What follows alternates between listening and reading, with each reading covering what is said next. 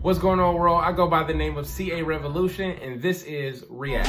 It's my second time around, my second time around, my second time around, and I'm feeling bigger now. I'm feeling better.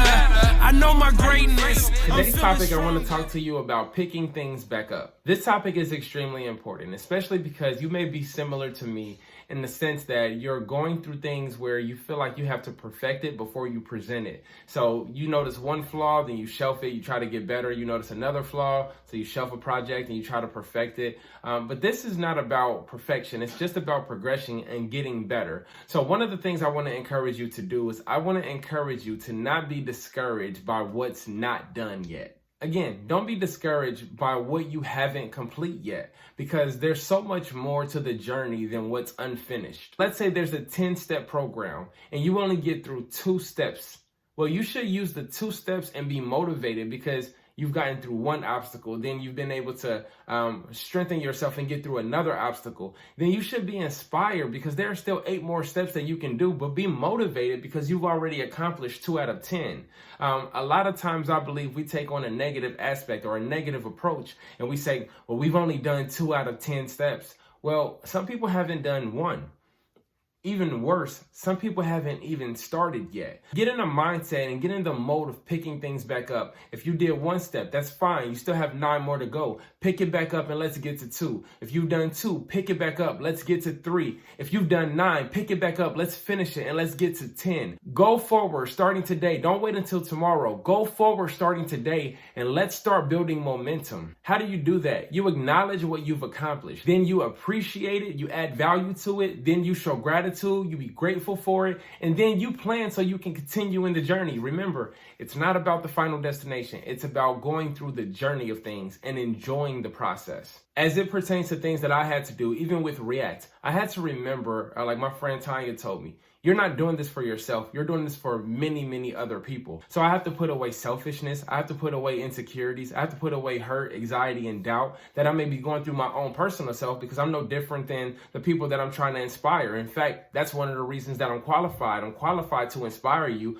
I'm qualified to encourage you because I'm not a perfect person. So I go through things like you do. I go through depression like you do, anxiety like you do, doubt like you do, fear like you do. Yet, when we come together as a village in a community, we're able to progress, and we're able to manifest things that if we didn't utilize each other and encourage each other, there's a possibility we wouldn't be able to. So I say that to say this: you have to pick it back up because I need you, and I have to pick it back up because you need me, and someone else has to do that, and it has to be a continued method because we need each other. I don't know 99% of my followers, but in some way, shape, or form, they find a way to connect with me through my stories or through these videos. And it's no different for you. If you tell your story, you're going to be able to help someone else and motivate them and encourage them to react in a way that's going to be beneficial towards their purpose, their goals, their visions, their dreams, and their ambitions and aspirations. And then you'll be the person that deserves to be thanked and rewarded, even though you may never get the thanks or the reward.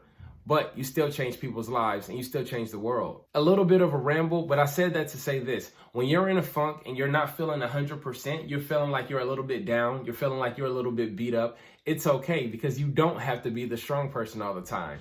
It's okay to take hits because that's what life is going to do to you. Sometimes life is going to hit you. You don't have to be 100% all the time. It's okay for you to not feel like the strongest person in your circle because you don't have to be that all the time. We have to rely on each other and be able to motivate each other in addition to doing it for ourselves. But we have to be able to rely on each other because it's going to make for a better experience, again, as you go through the journey. So why do I say that? I say that because you may need to take a break. You may need to escape. Then you may need to get back to it and pick it back up as we proceed. And finally, my last thing that I want to do is I want to help us to come up with the preventive measures so that we don't put it down again. First things first, set limitations and expectations that you genuinely believe in. Not expectations and limitations based on what someone else thinks and believes, but based on what you know you'll be able to do, because these are your goals, these are your dreams, these are your aspirations. Stay true to the purpose and the goal of what you're presenting and of what you're investing in.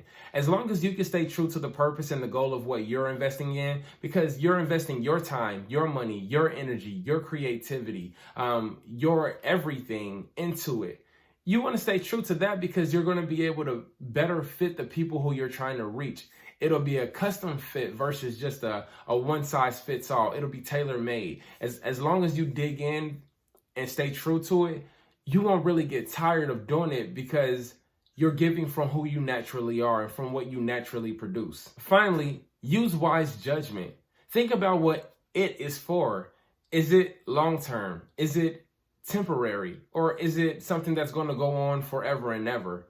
I don't see myself not inspiring people, but I have to be true to myself when I'm inspiring people. I have to make sure I'm taking my own advice. I have to make sure I'm setting realistic expectations for me in order to effectively communicate with you. Listen, I need you guys to help me out, and I need you to share, comment, like, subscribe, and pass this message on to everyone. Picking it back up is not always easy because sometimes it seems like you've added so much to it. So when you restart this time versus when you started at the beginning, there's more weight, there's more responsibility, there's more critiques, there's more expertise that you have to have. And guess what? It may be right. That may be 100% right. But the fact that you have a desire to pick things back up or to start something again, to restart, it means that it's in you to do.